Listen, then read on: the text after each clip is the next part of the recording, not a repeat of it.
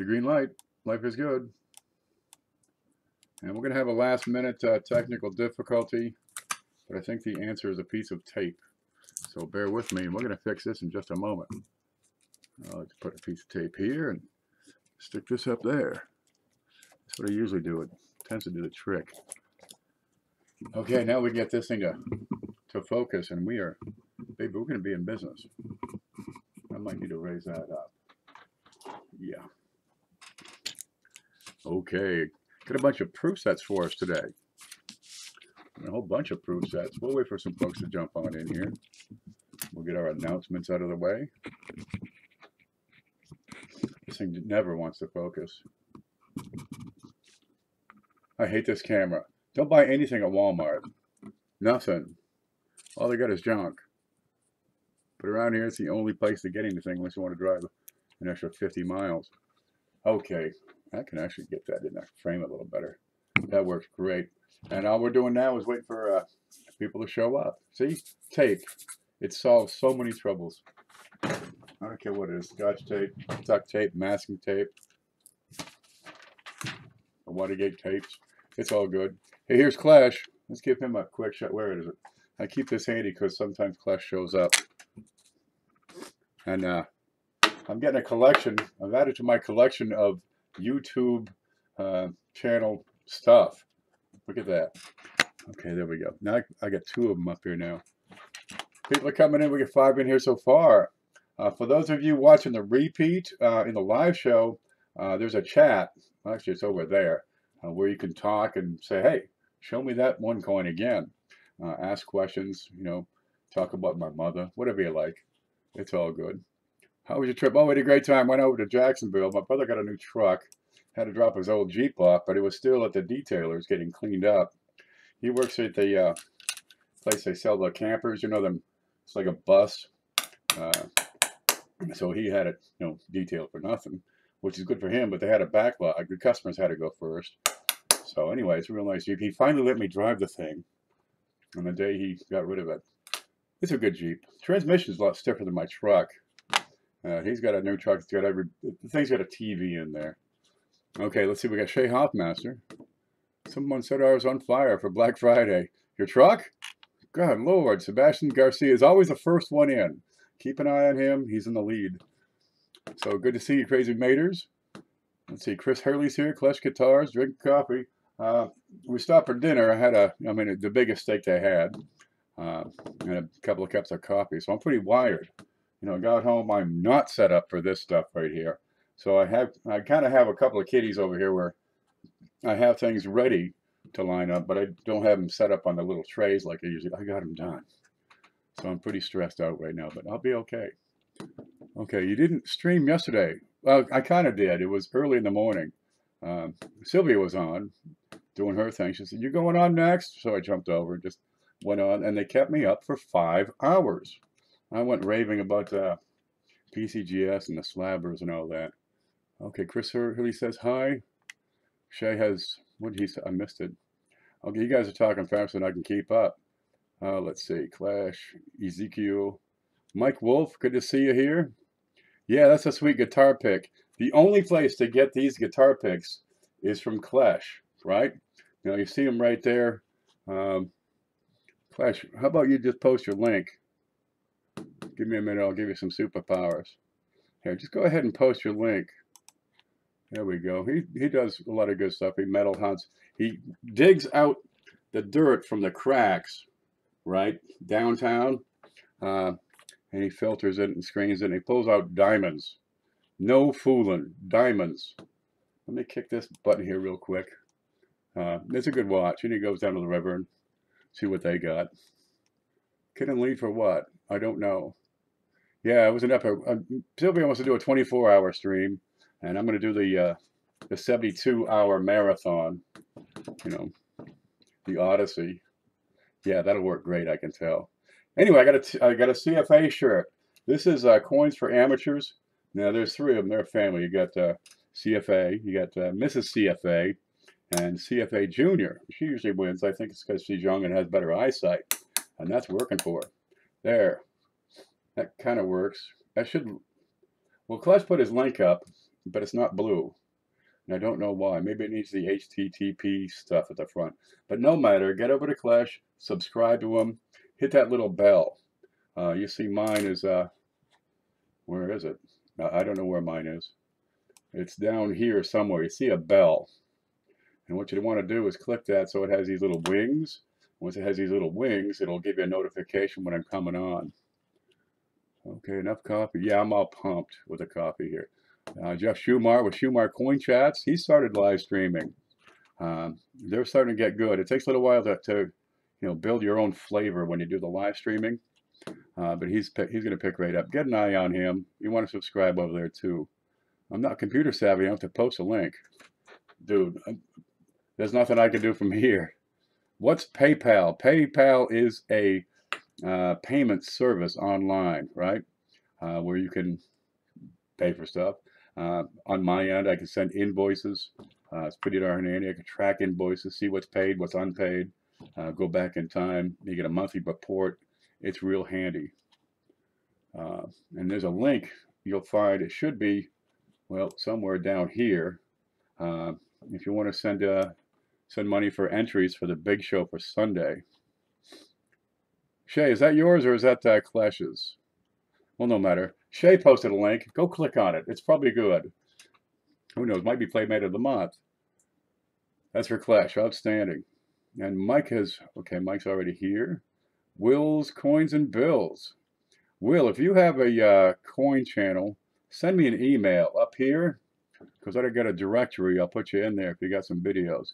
But you got to have content. If you have no videos, I'm not going to put you in there yet.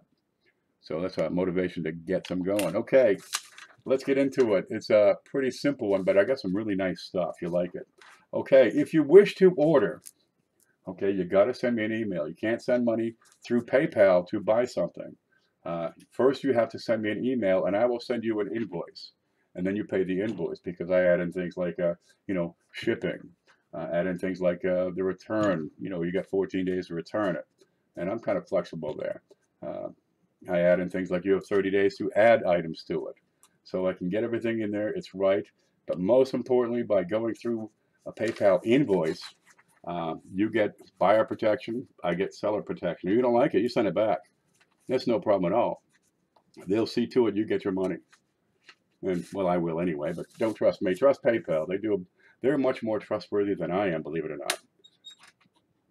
Okay, oh, Mark Connor's here. Now, we got a shout out here. CFA, right here. Call him, write to him, get the gear. Over here, you got Clash's Pick. Here, I got the CFA. I got to get a coin-op mug, the coffee mug. And if you're like myself, you get the copper round, because I don't have anything with my name on it yet. But I do have a limited, and I mean very limited number, there's one, of copper rounds remaining. But, they're $2 a piece, so they make a great Christmas gift. That's one of them. They get the Walking Liberty design. They're shiny like a new dime, only they're copper and, big. They're that big. Let me flip over and look at the other side here. You get the eagle on the back. There's no date, but it says, whoa, that's getting hot. I got the camera about that far from the coin so it'll focus, and it's hot. Hi, United States of America, 0.999 fine, 1 ounce of pure copper. It's handy, and if nothing else, you can melt it down and fix your plumbing. It's heavy, looks good, sounds good. And Rogue Dragon Rider showed up. Well, it's about time. Okay, so those are still available. Now, we're coming into the holiday season, right? Something was yesterday. There's another one. I think today's Boxing Day for all you Canadian folks. No, it's 12:08. Yesterday was Boxing Day. Or maybe that's the day after Christmas. You put a bunch of stuff in boxes is what I understand. But we got, what do we got? Christmas, Ramadan, Festivus. It's all coming up. Be ready. What's going to happen is the mail is probably going to slow down. This usually happens this time of the year. And right around now is when the volume starts to pick up. So if you have stuff on order, be patient. Now, CFA, we did a trade for the shirt. I meant to send him some coins, but I got this printer. It's right over here where I print everything. And I just started throwing stuff on top of it. just piling stuff on top, on top. It kind of got away from me. And under it all was his package. So that's out in the mailbox right now. It's on the way, I promise. In the meantime, I'm going to promote the heck out of you. There's Beth Coddington. Where you been? I haven't seen you in like 2 days. Good Lord. Okay, Young Mugs Coffee Roasters. He won the coin class a couple 3 weeks ago, and that will be back in place tomorrow. And he did a video on what he found, so get on over there and check him out too. Just stop by to say hi and drop a like. God love you, Beth. Beth is always doing something about for promoting all the channels, you know. You get the Clash pick, you get the CFA t-shirt, you go see Beth, subscribe, and watch some of her videos. She's hilarious. She really is. I miss you every day. If you're not here, I don't know what to do with myself. You know, I had no idea, so I just kept polishing the desk right here. Now it's just worn down to particle board. Okay. Now, we got some things. I got a bunch of proof sets. And boy, they're piling up. What am I going to do with them all? Okay. Well, I got a bunch of things, and sometimes they go places. Sometimes they just pile up. And here's a neat one. I get this wire in the way I got to play with. Okay. Oh, and to show you this. This is the Pilgrim $50. That's one of the things we're going to be giving away on the big show coming up. And boy, it's a peach. It's still on the desk, so I figure I'll just show it off and talk about it. Maybe people will show up for Sunday. You know, last week's big show was over 300. I think it was 320 for the retail value. But this Pilgrim half is going out, and boy, it is cherry. If you look closely, you find just the lightest bit of wear. Let's see, on the corner of the book, up here on his shoulder, you'll see it right in there. And on the back side, this is why I wear these gloves. Of course, they're not really gloves.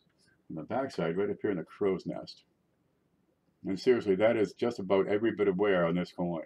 It has all the original luster. There is a small contact mark in the front. We'll pick that out in a second. But this is one of those things you like to show off. So I got until Sunday to get a coins and history video. Where is it? There it is. That's probably the only thing wrong with this coin. But boy, it is cherry, I tell you.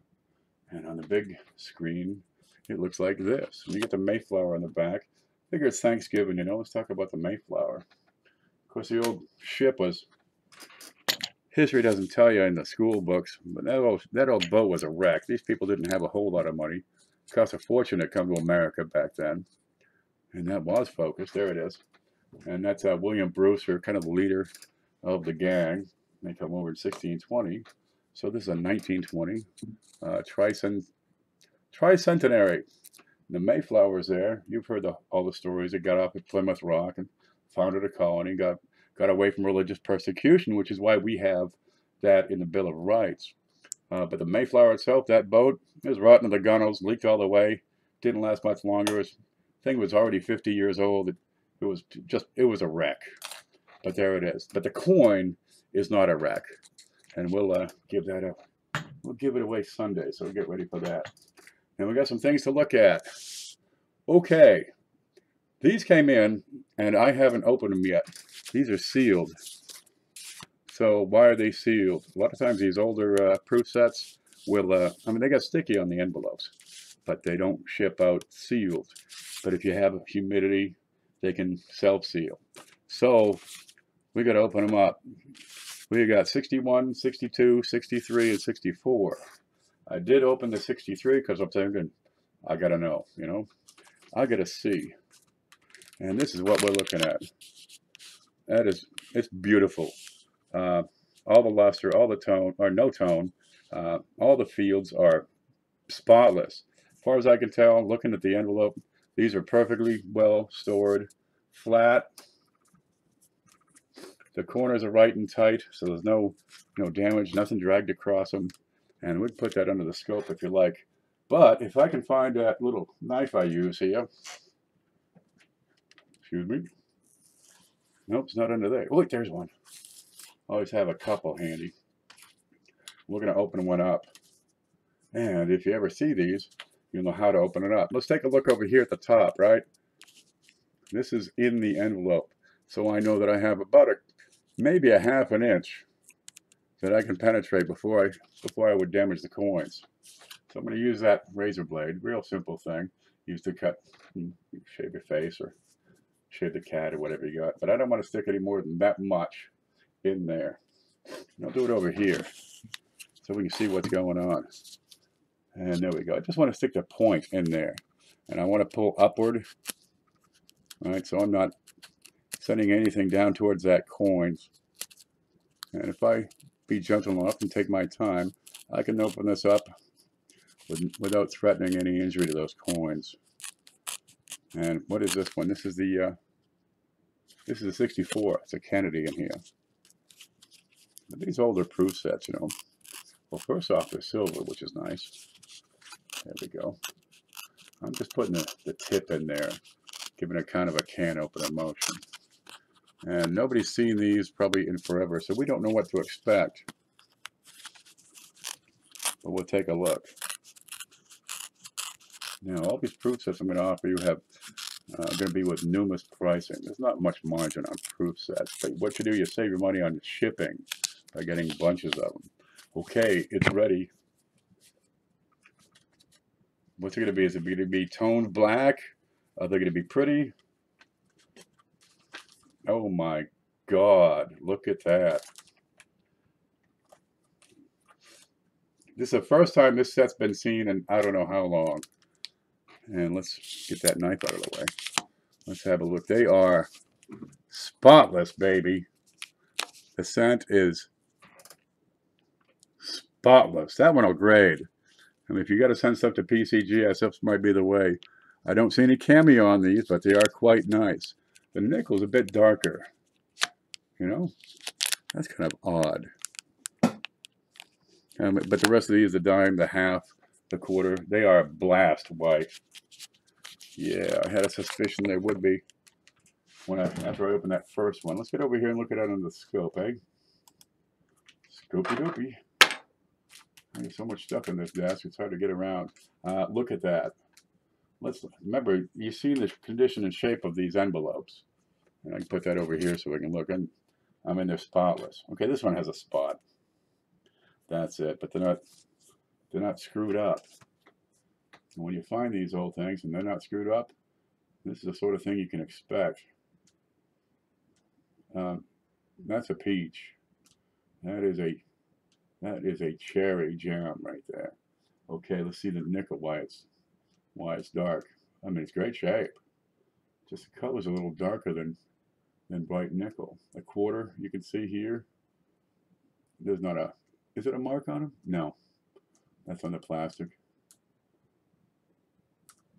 Okay, the dime's down below. Here he is, Franklin. And here you get the cent, which is probably one of the finest I've seen as a proof. There might be a touch of cameo, but not enough that I would call it a cameo. You find the cameo proofs are usually the first that are made on these on the new dies. And they quickly wear themselves down. And the process changed around the 70, 78 or so. They all got just gorgeous. Here's the backs of these. And it's the first time we see these since they got sealed up. Spotless. Let's see, what's that, a spot? That might be a spot. Oh my God. No. It's a little divot in the plastic. Because these are original mint cello. There's a dime. A $50. And that spot right there, with my pointy, I'll use this. That is the spot in the plastic. And if I can press that, we might be able to see it move. I think move the $50 and hold the plastic in place. Well, anyway, that's that. Here's a cent over here. Oh yeah, that's a beautiful thing. Okay, you want to open the other ones? Or just leave them as is? You tell me, because we got the time. Now, 61, 62, 63, 64. That's these guys. You've seen them. They are 26, 26, 28, and 26. These are the prices seen on Numis Media.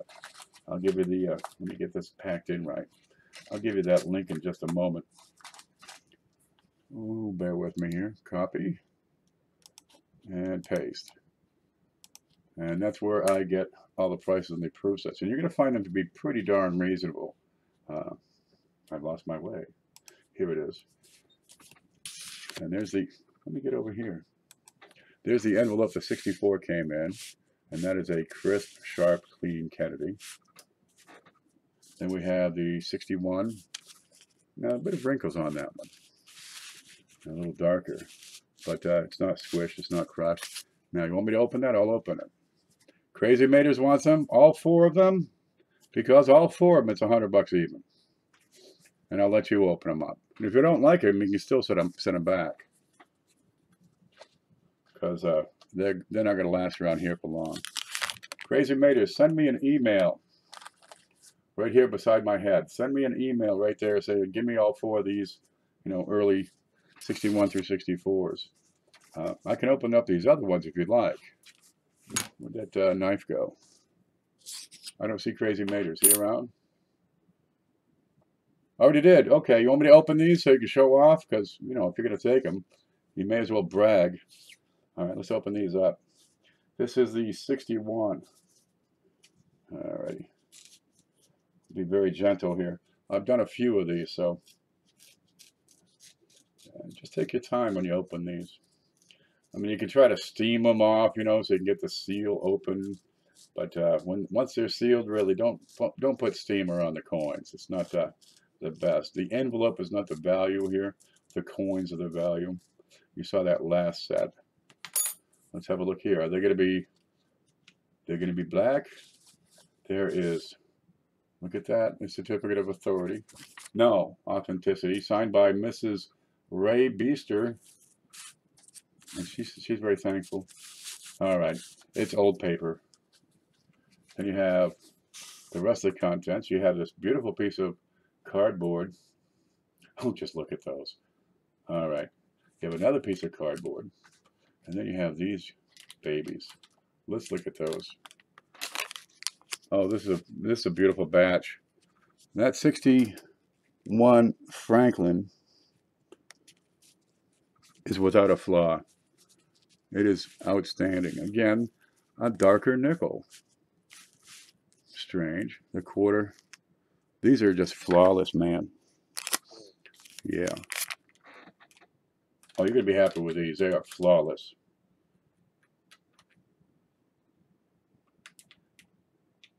Again, no cameo devices, but they are elegant.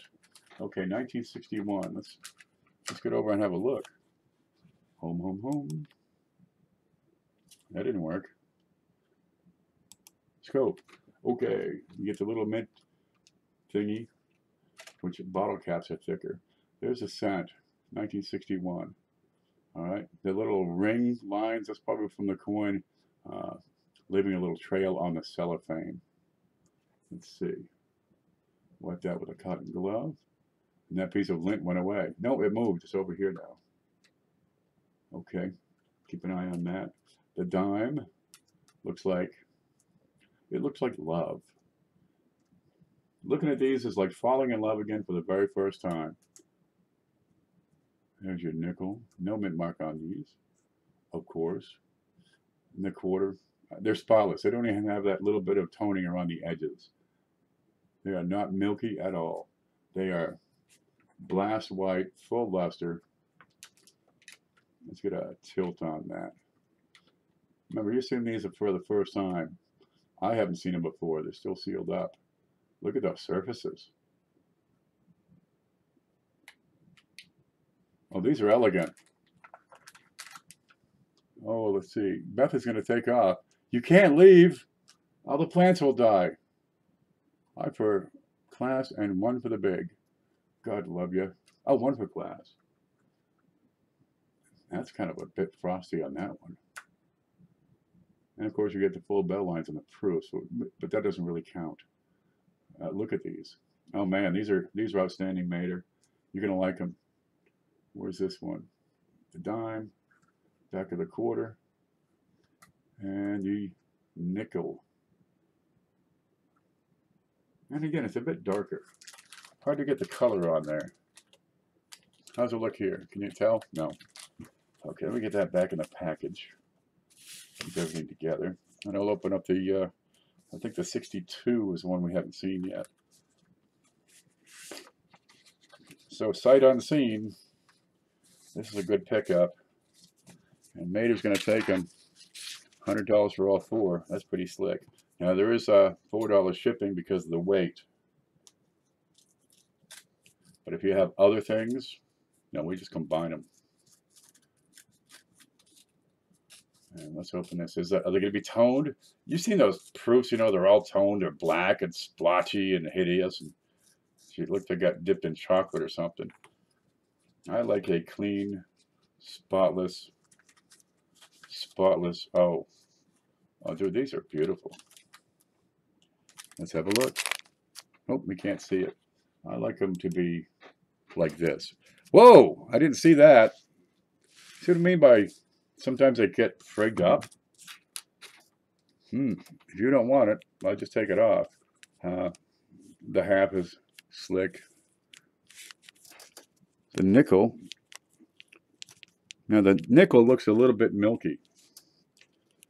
But the quarter, the dime, all the silver is nice, but what happened to this? What happened there? Let's look at the back. Again, it's a crescent moon on there. But the back's on the dime, half. These are splendid. Ken, the copper content causes the darkness. That can probably be it. Nickels are 25% copper. Let's get over here and take a look at the scope and see what's going on with that cent. Okay, there you go. Whoa, what happened there? The seal seems to be intact. Yet we have this. We got that. That's interesting. Well, if you like toners, this is original, baby, because it's still in the mint package. Let's look at the back. Same thing here, same side. Doesn't cross as much. I bet you there's some kind of break in the cellophane on that side. I'm not seeing it. The cellophane looks right all the way across. Maybe in that corner. Is that sealed fully? If there's a leak or some kind of contaminant that got in at that corner, that would do it. It's not sticky or nothing. Oh, but let's look at that half. Oh, that is a sweetheart. Most of the value in these old sets are in the half. I've got a little dark spot there. Let's see if that takes off. Okay, it might be on the inside. See the spec? 62. Otherwise, it's clean as a whistle. There you go. $25 for this? I would live with that. Yeah, that spec that just wiped off. I think you'd be okay with that. It looks like a halftime. The cent. Do I have a halftime? No, I have some halftimes coming, Bill, I hope. So good night, Beth. I'm going now. Okay, she's going now. There we go. That's all four of them. The only issue is that 1 cent. So, Crazy Maters, I'm going to set this aside. And if you don't want them, you better let me know. Okay. Let's see what else we got. Because we got some proofs here to talk about. I got to get stuff off this table. It's just falling in. Bring this up some. Now, most of the proof sets, I've got some more here somewhere. I really do. You're looking at 68. I must be on the bottom. Okay, 68. Right? 69. 72. Another 72. Gravity. 73. 74. 74. 74. 75. 76. Move that stack aside. Now I could go over all the prices, but really get over to that link I showed you earlier. That's Numis Media. MW says, can you explain Cameo? When the dies are first created, lately, what they've done since 1977 is they actually protect the die, cut out some parts of it with that's part of the covering, and then treat the surfaces of the devices. So let me show you on this. You end up with what looks like these old jewelry pieces where you would have a reflective flat surface, the field behind. I've lost my way here. So you'd have a reflective flat surface, but the device would be a different finish, a matte finish, and that's what you have in these. And if I tilt that back and forth, let me bring that down so we can see better. You can see what's called black and white, where the fields are flat and mirror-like, and they are highly polished. But the devices, they disperse the light differently, and you have this cameo device. Now, before 77, 78, it was only available on the fresh dies. You know, after a few thousand pieces were run, the dies started wearing out, and they got back to brilliant. And they still look good. They were still proofs. But the proof, there's several things that go into it. The die itself was prepared, right, to produce this this finish. But the planchets are also prepared. They're polished. And so you get a superior looking coin. And that cameo effect, it's the black and white. It's quite striking. Now in, 2012 or so, they changed the way they do it. And it's a lot bolder. It's called the Ultra Cameo. But on anything before 77, if you can get the cameo on the proofs, they do bring you know, a small premium. They are more sought out, so keep an eye out for them. Let's see. Let me set these aside. Get that put away. I love to have everything all together. So now I've got the link there for coinprices.org. That'll have numerous media prices for the mint sets. Just go scroll down to the bottom. It's on the right column. And if I've got it, you can have it at that price. Love the price chart. Outstanding. Let me catch up here. Phil Dalmatop is here. Can't stay very long. And Phil, hope you had a good Thanksgiving. I'll get that in while I can. Okay, continuing on. There's a stack of 80s here somewhere. I don't know where they are. Okay, we've got 77, 78, 78, 78. That's what happens in the 78s, right? They all come out looking cameo. If I can get that camera to show up. See the black and white on those Ikes? On the Ikes, it's really nice. Okay, now they put the Ikes in starting with the, the 74 set? I'll have to look. And with the 79 set, you get the Sea Hag. Have a 65 mint set. Why is it not in Redbook? Your 65 mint set either was produced by somebody put it together, or it's what's called a special mint set. It's not a proof set, it's not a mint set, it's a special mint set. Here we go. 1979, you got that. You got the Sea Hag. Now I've checked these are all type 1s. If you do see some type 2s, great, you got a bonus. Ken, do you have a guardhouse for halves? Yes. Halves, halves, pennies, and quarters right now. I've got to get some more stuff ordered, and I'll be sure to get some dollars and dimes and nickels. Yeah, they're great. Where'd they go? I had some. I got some here. Let me set this down. What Phil is asking about are these guys. That's an acrylic 2x2 holder, right? These are made by Guardhouse. They're 50 cents a piece. Where's that knife? They're kept in these plastic bags with the toughest tape mankind has ever produced. NASA does not have tape as good as this stuff. So you cut it. There you go. And that will, it will hold a baby to the roof. Okay. I keep the little baggie. If I can get it open. Remember what I said about the tape? Look at this. There. Okay. It's a 2-piece container. You'll see these Different companies make them. Whitman makes them. Cointain has a different design. They're round. If I can get them apart. Okay, there we go. And I'll set one half right there. It's acrylic. Okay, you've got a foam core. That's what's going to hold your coin in place. It's just a piece of foam. Real slick. And it keeps the coin so it's not rubbing the surfaces. And if you want to protect a coin, this is going to do it. Now, they're 50 cents a piece, whereas the flips, those babies, you see them right below here. I mean, those are 8 cents a piece. You can do the cardboard there, 5 cents a piece.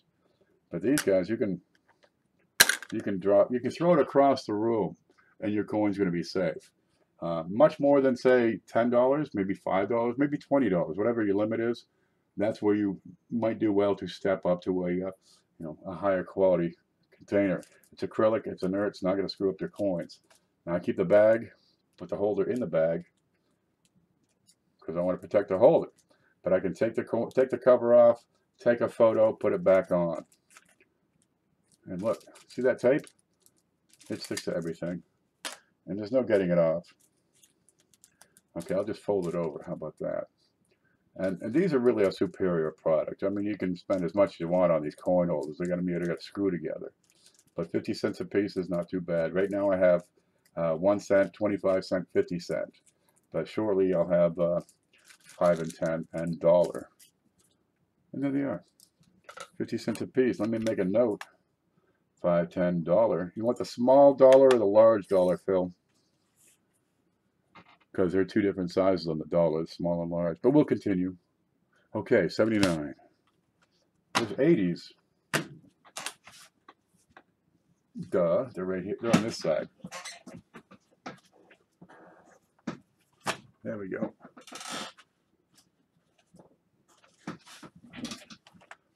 Okay, 79, 80, and 80, it changed just a bit. They have this kind of a rig, so you can set your coins upright and display them on the desk for all the world to admire. Isn't that pretty? And it just sits there, and, well, hey, it's the Mint's way of saying, this is what we can do. They had the greatest minds in the world thinking that one up. Okay, 80, you still have the Sea Hag and their peaches. Now, if you want close-ups of a particular set beforehand, hey, just say the word. Get a hold of me on email. Say, I want to look at these sets, and we'll pull them out. Okay, 79, 80, 81, another 81, and 80 that's out of place. 82, no more Sea Hag. Now you're down to 5 coins, just like they had back in 72. All right, so they put this in. It has no value, but what the heck, they're neat. There you go. But we take a look at it before you buy. I usually have a bunch of these sets. There's another 81. There you go. And they have all the boxes. I don't see 83 or 2. No matter. If I don't have it, I won't sell it to you. That should work. 84. They changed the color. You got the purple pieces, right? And we're looking with that's a purple. That's got a bit of toning going on there. Okay. 84. 84. There we go. We can see 84. Camera does not want to cooperate today. How come? How come? Let me pull the drawer out. There we go. Up. Higher. 84. Okay. 85. 85. 86 is out right now. 87. 88. 89. 89. Now I've got a bunch of 90s coming shortly. 92. 93. They just keep going. I've got the later 90s coming. I've got zeros over here. I don't have any teens right now. And the teens are where they started doing the finish a bit differently. The 80s had a lot of problems with carbon. Yeah, and that's why they're fairly inexpensive. Okay, but we got a lot of these sets. If you want them, check the price on Numis. I'll match those. And we'll go from there. Let me get these out of the way because they're just a big darn mess. Okay. They're everywhere. I need like a an army locker to store all these. Bradley's here. Bradley won the contest or the drawing last Sunday. He's pretty excited about that. Make sure you keep an eye on if he makes a video. He's got a lot of stuff to show off. Okay, now we get into some individual coins. What's going on with this chair? Alrighty. Yeah, we can move on. Okay. First item on here, well, I come across this and I don't like it one bit. This is a blue Ike. Okay, now the brown Ikes, they're proof. This guy's uncirculated, 1971S, 40% silver. And, well, I really don't know how long it's been around here. I know I've seen it, over the past couple of years. But the problem with it, if we go down here and look, is we've got some big contact marks right on his neck. They're hideous, man. They're hideous. Now, usually these things go for $14, $15 a piece. If you feel like buying it's uncirculated, no question about it. It's silver. It's a peach. But you got these giant marks right across his neck. If you want that for $7, you can have it for $7. And Bradley made a video. Bradley, get your link ready. I'm going to give you superpowers. And post that link. Anyway, it's a blue Ike. People like them. You complete that Ike set, but this one has, a critical flaw with it. But you're going to find $7 would be a pretty darn reasonable. There you go. Bradley, you should be able to add your link now. There's that baby if you feel like it. Just let me know. We'll go from there. CJ's here. CJ's been doing some videos lately too. So get over there and watch it. Let's have a look at some, I thought these were in order. Here we go. We've got Lincolns. And we don't have the right view here. There it is. Lincolns. Okay, we're going to start at the beginning because that's a good place to start. I've got 1909 VDBs. Now right here I've got 4 of them. Okay. What do you like? How does your collection form? Do you need low value? Do you need high grade? Do you want mint state? Okay, we've got a 1909 VDB and very good. You're looking at $7. Here's a VF. Better than VF, it's stained. Okay, $8. I'll tell you what, I'll match it with a $7 price if you like. This one's VF Plus. You're looking at $9. And then we go over here on the end, I've got XF Plus, $10. And once you get past there, the price starts getting a bit higher. Where's my card? Right there. Set that aside. We can take a look at each of these. The 1909 VDB really wants because it gets a lot of hype. It gets a lot of promotion. Everybody talks about it. It's a 1909S VDB that's quite valuable, but the 1909 planes, they're just as important. Everybody likes to have a, where is it? A decent one, okay? Here's very good. It's problem-free. It's well-worn. But you see, it does have VDB crisp and clear down here at the bottom. If we can show that. Okay, so your entry-level VDBs, you're talking, $3, $4 for beaters, $5, $6, $7 for good. Here we got decent lines and all. At this one, you're at $7. As you get better, the price goes up, of course. This one is stained. It's got this awful color to it. You can see here. Well, maybe you can't see here. There it is. It's got this streak right across. It's not a woody. It's a stain. And I suspect you have spent some time in a foundry. And I see these all the time. But the quality of the coin is excellent. Not a problem at all. $7? Yeah, I'll meet that. You got full lines, full berries. This is better than VF. Good sharp VDB. No damage, no nicks. It's problem-free except for this hideous stain. You can take a look. I say VF plus. Okay, we'll set that aside.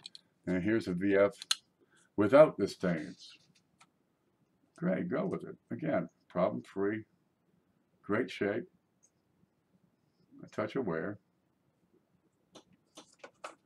And on the back, we've got the stripes and the berries and everything you want, including 3 little letters on the back. And when you get into the XF, which is what I call this one, the detail becomes very crisp and sharp. with just light amounts of wear, as you can see. You got a bit of a amount of doo-doo in the letter G, touch on his temple. But the better the quality, of course, the price goes up. When you find a whole lot fewer of them, a lot of times in higher grades. There are exceptions, of course.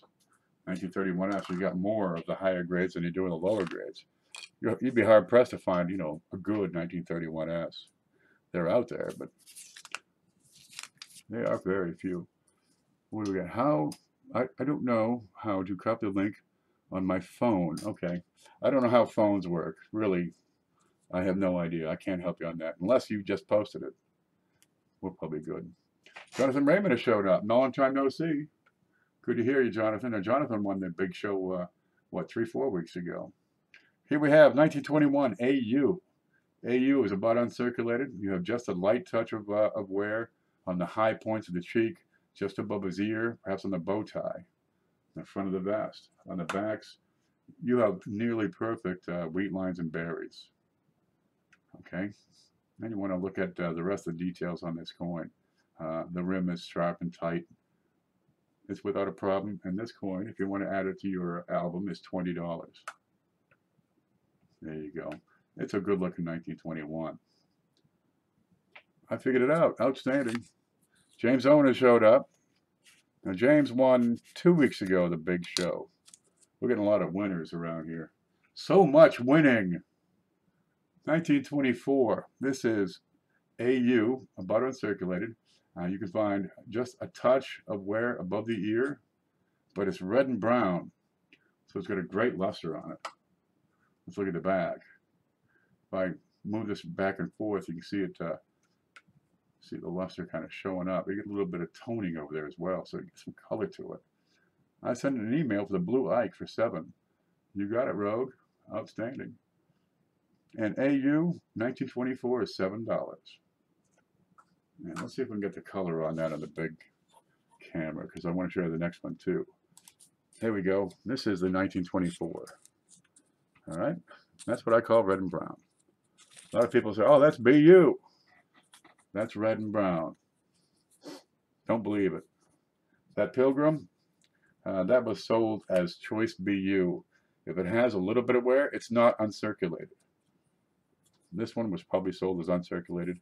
It is not. But boy, it's really nice AU. Let's see if I can pick it up and get the color under there. See the luster? What you're looking for is the cartwheel, right? Because it's that cartwheel that says that the surface has not been tampered with. And that's a peach. $7? I'm all over it. Okay, 1927, again, uncirculated, red and brown. Let's look at the color on that. And this one is $13. Apparently they didn't have as many of the 27s. And again, look for the cartwheel on the red and brown. And we'll look at the detail in a moment here. Now this one has a bit of darkness around the whole thing. Let's go. There we go, and you can see it here. But we looked at this in one of the late night streams for what, 20 minutes, week and a half, 2 weeks ago, and we said, yeah, this is uncirculated. There's not a thing wrong with it. Got a little bit of spots. Okay, red and brown. Look at the back, and dude, it's beautiful. But you got this ring of darkness around it. Hey, if you like toners, this is a real sweet one. I've got another one. I don't know if it's out here yet. But the toners are kind of slick. I don't really do much with toners. But somebody does. To me, it's just a filthy. I like them bright candy apple red. Okay, the 29D is about uncirculated. And you're going to see just a bit of redness around the edges, if we can get that here. Around the date. Boy, that's hard to do. See, I need like an intermediate camera. Okay, go to the scope. And this guy is about uncirculated. Just above the ear. The high points of the cheek and jaw. And look at the edge of the bow tie, for example. We'll flip her over, take another look. And this coin comes in at $10 bill. You can see we're very light on the marks, contact marks. The rim is sweet. Now this one is a bit of a worn die. You can see the letter starting to flow into the rim, but the wheat lines are tight all the way across. Let me set that aside because we got some more to look at. Okay, find a whole bunch of these real screamers. And really, I don't know where I got them or how long I've had them, but I've got them. Let's see, home. There we go. We've got 1932. Okay, that one's brown, but then we got a 1935, 64 red, 1936, Choice BU, 63, bright red, 36S down here, very choice, that's 64, red, a 37 choice, that's 63, red, the 37, this baby we looked at for a while, and it is jam. This is MS65 red, and we'll give that a good hard look. 1937S, so I got a very choice, that's 64, brilliant uncirculated, screaming red. The 38S, very choice, 64. Let's have a look at 32 first, the AU. I call it AU53 because it's a little better than a small AU. Scoop it. Somebody said something. Polly's here. Polly, you got to get some gear too so I can wear your t-shirt. We'll give you a shout out that way. Talking about proof sets, this is Mark Connor speaking. Did you ever hear back from your friend about my 2011 quarter proof set? I'm going to have to get back with you on that, Mark. I recognize your name from email, but sometimes I get a lot of emails. 2011 quarter proof set. You're gonna have to update me on that because it's lost in my brain right now. But we'll follow up on that. Okay, 1932, right? Let's have a look at the details on this. I mean, you're just getting a kiss of wear on this. Is it? The fields are crisp and clean. Hey, Leon, how are you? We're looking at some pennies for sale. Back here in the back, this is a 1932, and you've got berries that are just about perfect. This is a pretty much immaculate coin, but it's a brown, and I call it AU53, and it's $12. Okay, now let's get some of these reds going. 1935D, 64. All right, let's have a look. Just finish up a monster box. Almost hit 200. Outstanding. Get over to Polly Nichols. He's got a good show. He talks, he gets in there. He doesn't just pull them out and flip and flip and flip. He gets into it and looks at a lot of stuff, more than just dates, and he talks about the coins. And you can learn a lot talking to Polly. I ramble a lot of times. Okay, this 35D, as you can see, is cherry red. And I'm calling it MS64 because what few blemishes they have are, first off, they're hard to see, they're hard to find, they're few and far between. Let's look at the back. And this 1935D is yours for $18. The back is just a goddess. All right, this is stuff they make temples out of. Get yourself some chicken bones and hang them from string and some candles, and put this guy right up in the middle, and you get your own little wheat temple. Let's look at this under the wide screen, and that's what you're looking at. Okay, you've got the kind of luster you get on brand new coins. It's a sweet one. Does that come in a 2x2 or plastic case? I put everything in 2x2 flips, right? Everything. You got one coin, one flip. I'll fold it over and ship it to you. If you like, you can set up an extra 50 cents, and I'll put it in the acrylic. Software. Well, actually, what I'm going to do is ship it in this and include that, and you can put it right over. It's only 50 cents more, but you get the plastic flip, and after that, you're on your own to decide how you want to store it. Okay, let's look at the 36D is next. Set that off. Pick this one up. Now this is Choice BU, so I'm saying MS63. Home. No, scope. There we go. Now 63, it's got a few more blemishes. Right? Let's see, we got a little blemish there above the above the 6. A light contact mark there on the side of his shoulder. Okay, but still, you don't have anything that's really killing this coin. Let's flip it over and have a look. Yeah, the acrylics are nice, but they're 50 cents a piece. So I just have them as it's an add-on sale. If you want it, I got them. Now I've got 1 cent, 25, and $half, but probably within the week I'll have the nickel. I wrote it down: nickel, dime, and small or large dollar. Is Phil still here? I'll get both. So we'll have large and small dollar. I have everything but the silver eagles. Okay, and that was the 36D Choice BU. Has a bit of a spot here, right? The luster isn't fully perfect on the back, but it's still quite choice if we can get there. And there we go. Getting into focus is going to be the trick. It always is.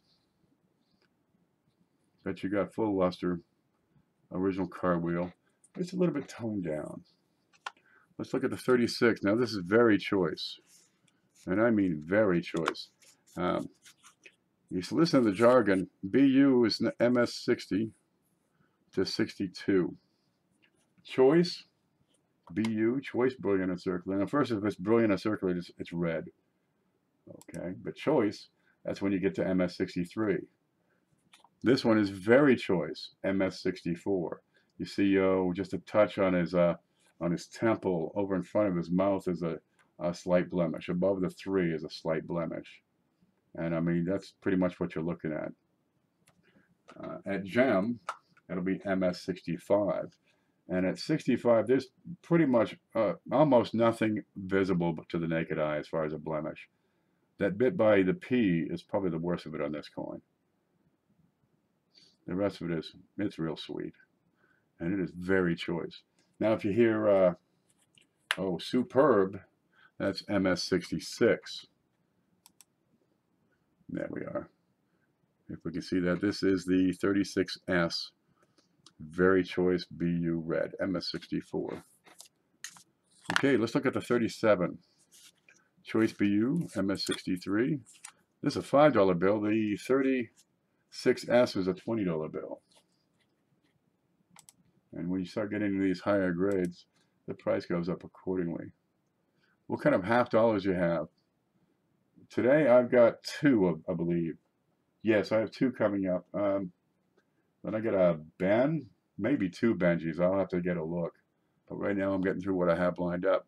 This one is Choice BU. You get a touch of a fingerprint right there, right? But you got real good surfaces on these. Once you start getting into the higher ranges of MS, you get concerned about, is it centered on the planchet? Is the rim even all the way around? Is the strike, a full complete strike, or was it worn? And this one is quite nice. But I like to wear the gloves so I don't get fingerprints on this. Now this one you see over on the side there, left of the O, right through the C and into the N in United. That is your progressive indirect design transfer. It's kind of common on some of these earlier wheats. But it's a peach, it really is. What are you asking again? On the 37, that's a $5 bill. I can review some of these. Let's run back home. Okay, 1932, that was brown. Let's see, I've got to find out. $12 for the 1935D. 64 red, $18. The 1936D Choice BU, MS63, $6. The 1936S, very choice, and it's a peach, is $20. We even on the screen? There it is, right there on the edge. The 1937 in choice, 63, is a $5 bill. Now the P's are a little easier. 1937D, it is gem, and I'm serious, it is a $20 bill. The card says 21, but I think we'll round it. But look at it. You're going to love, I mean, this one is gorgeous. 1937D. And if you want to find a blemish, I mean, you can seriously get a hunt for it. The surfaces are tight. The details are exquisite. The tone is bright red. And we'll take a look at that under the close up so we can get an idea of the color. And it glows in the dark. It really is. Let's flip that over, take a look. There we are. It truly glows. These are gorgeous coins. These aren't the the screwed up spotty ones you sometimes get. These get into we're getting into upper end. Okay, the 37S Very Choice at 64 is $8. The 38S Very Choice, $16. And let's look at that 37S next. Scoop. 37S. It's a peach. The rim is tight. And it clawed up. Every now and then you get these pennies and they just, run through the ringer. But something like this is really going to show off in your book. If you're using an album, it's a great way to go. Some people use just flips and set up in notebook pages. You can set up in these and go with boxes, whatever you like. But when you start putting in these cherries, it really dresses up that set. This is the Very Choice BU 1938S. Now it looks like on this camera is some tiny spots. But what matters is what you see in hand, because this camera really amplifies things. But the glow is exquisite. And we're going to move that over to the big screen here and have a look at the color and the tone. And it sparkles. These do. Oh, what are you asking for the acrylics? The acrylics are 50 cents a piece. Real simple. There's not much markup on those, but I have them because I use them. And if I'm going to have them, I'm going to get the big batch so I can save a little and offer them out. Okay, that's the dandies. I'm going to keep those over here separate because I don't want to screw those up. Of course, I put it up here, I'll probably knock it on the floor because that's how I roll. I can set these back here. There you go. Watch me knock them. Now, since we're at the 30s, let's do some 30s. Okay, we've got, where is it? 1931D in very fine. It's brown. It's splendid. Where'd my card go? Let's have a look. Now, 31D is one of the tougher ones to find. In decent shape. Okay. 1931D. There it is. VF. I got some separation clear between the cheek and jaw. Alrighty. Flip her over. My wheat lines will be complete. Maybe the berries are just starting to rub together, but just starting to. And it's generally not screwed up too bad. A little bit of a rim ding on the side, but VF, that's not out of the question for this this grade. Let's spend some more money. Instead of $6 for that VF, let's look at a Choice AU. And I use Numis Media prices on these, and it says this one is $43. But it's got a bit of a dark spot right there. That's about the only thing I can find wrong on this coin. Let's call it $40 and it's yours. You're saying just a touch above the ear for AU. The fields, I mean, look at them. Send me something nice with acrylic casing. Okay. If you wish to order, I would appreciate if you send me an email. It's going to be a whole lot easier, but I'll figure something out with you. James says, trying to get my YouTube channel going. Okay, James is technically challenged. His thumbs aren't working right today, but no matter. He's going to get a YouTube video up. Over here, you can see the lines and the wheat berries are fully delineated. It's a peach. About the only thing I see wrong with this coin is that dark spot right beside the bust. And for a Choice AU, 1931D, a $40 bill is not at all unreasonable. You get just a bit of luster coming through the date. And also around ingot we trust in some of the rim. And now you show that over here, possibly. It's hard to get, when you just have a bit of flash, it's hard to see that. But again, at the date and around the rim, I don't think I'm going to be able to do this. How about if I get real close? I hate this camera. Okay, we'll move on. Let's look at some 1931 S's. Okay. We had this one, what, last week, was it? This is AU 1931S. Scope. And it's a peach. The only real issues are the couple of marks right there on his cheek. In front of his forehead, you have just a bit of a discoloration. Have a look there. You got some brightness here and there. I'm going to flip it over, and the right wheat ear is interesting. That seems to be a filled dye. If I can find it. There we go. So you're missing some detail on the right wheat ear. The tips are there. You got all the berries down below, but down right in the middle, you've got some sort of dye impact. The depth is correct, right? The depth is the same as the relief over here. It's great. But this coin comes in at $80. If you're looking for a 31S that's not outrageous, this is a good way to go. You're hard pressed to get these for less than 60 bucks anyway. And when you get the detail, it's a good looker.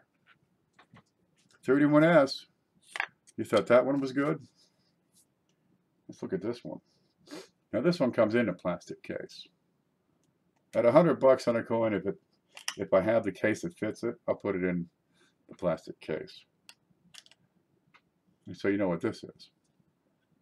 This is 100 bucks. Let's see if I can get this to show up right. 1931S. And look at it. It is uncirculated. It's a peach. Now you do have, let me grab my, when we start getting into these higher grades and, you know, higher dollars, I can't pick up my stick. That's my sharp one. Okay, here's where I start to point out all the little details. Here on his chin, not his chin, on his cheek is a small contact mark. You'll find one back here on his shoulder. There's a couple of them right here on his vest. Okay, that's not too bad. The field over here, it's smooth. I mean, like rum and coconut smooth. Okay, you've got a little dark spot right over here towards 10 o'clock, one up here in God. The rim, well, you can look for the rim for yourself. It's a peach. All right, let me flip that over. Ta-da! Again, look, check out the rim. The rim is in splendid form. This is like a gymnast doing a reverse triple sow cow. Okay, you've got a little bit of a discoloration right down in there. Another one in between the C. There are some contact marks. It's not a 65 by any means, but it's uncirculated and it's a peach. Okay, now let's get to it, okay? This guy has a problem, and that is the color. We'll go home and take a look. The color on this coin is in question. I think that it's not been cleaned. I think it has been dipped or artificially toned. It's a fair brown, but if you get into it, and you've got to really get in. Let me take a look. Let me move this to the top of the foam so we can look again close up in the wide, no, in the scope. And you've got to see the difference in the color around the words "In God We." The rest of the coin is fairly consistent, but around "In God We," this tells me this coin was treated with perhaps something that would tone it. Could be lemon juice would do this. There are artificial toners out there would do it. That's the only issue I have. It's a strong strike. You've got all your lines on the back, right? And the color on the back is the same as the color on the front. Okay, it's standard, it's uniform. It's not a bad color by any means. But over here in God We, it does not match. That's a different color. And I think that the field under In God We is a natural color of the coin. And it was artificially toned. But, I mean, look at it. Dude, it's a peach. Let's come back over here. So right now it's bronzy with some blues. Okay, but take a look and look for the cartwheel. That's the key thing that's missing for this grade.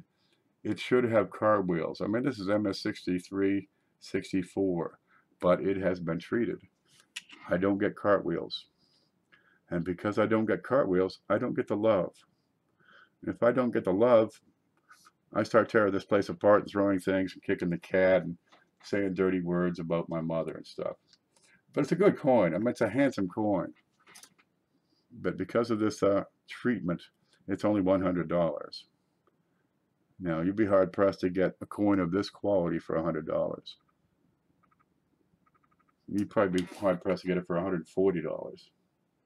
But because the color is wrong, first $100 takes it. Let's go. There you go. And I'll let you just look at it for a little. Look at the, see the little smile lines on old Abe? You can almost see, it's so sharp, you can almost see the earwax.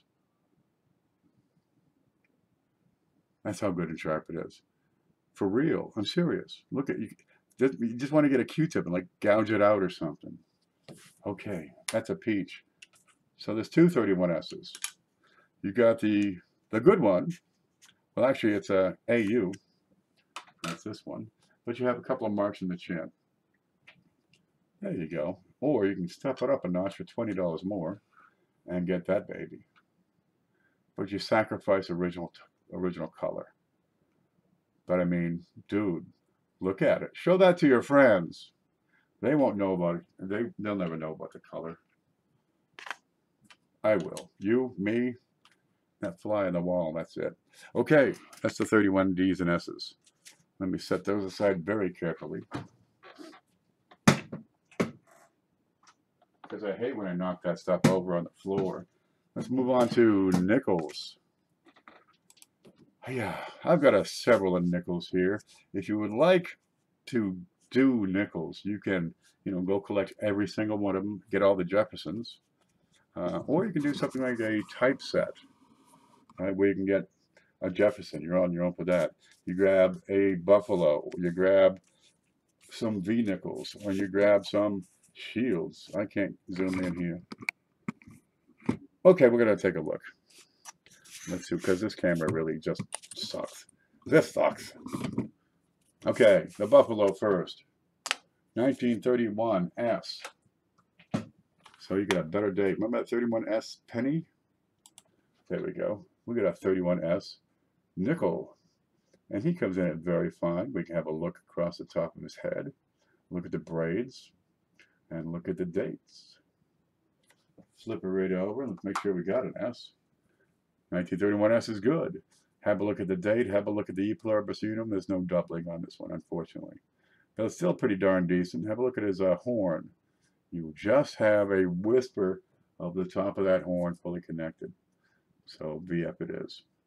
$18.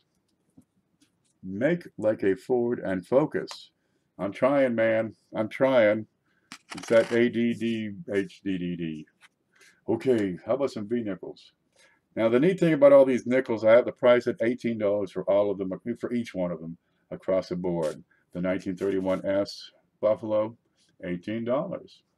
This girl right here in 1883, and it is no cents in choice AU. I'm going to question that grade. Okay, what's the date on that? 1883. I don't call that choice AU. Why is that saying here? Why does it say choice AU when I see that? Because that's closer to VF.